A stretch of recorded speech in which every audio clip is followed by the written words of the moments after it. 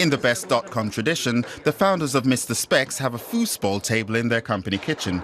They like to start the day with a good match, and if a visiting reporter joins in, so much the better. In Berlin, foosball tables are almost synonymous with young, dynamic startups.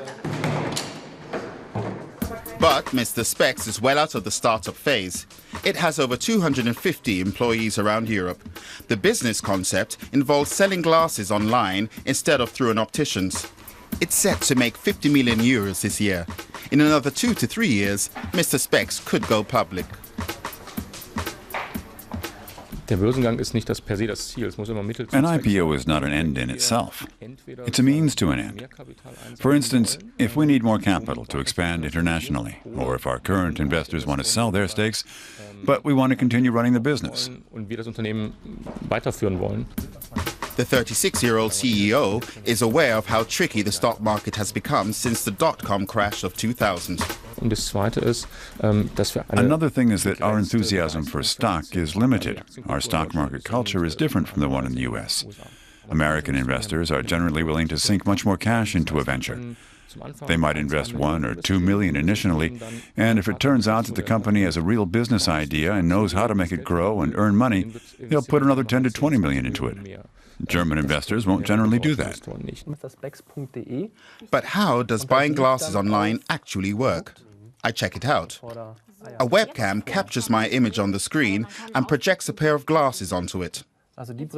Now that you've got them on, you can move your head around.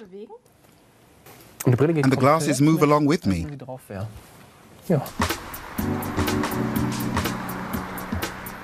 Over 95% of customers still buy their glasses from optician shops, where they can hold the frames, try them on, and feel how they rest on their noses and ears.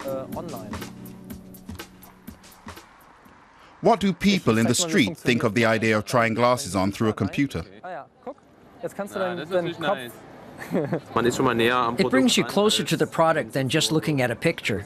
I look kind of funny. So this pair is not for you.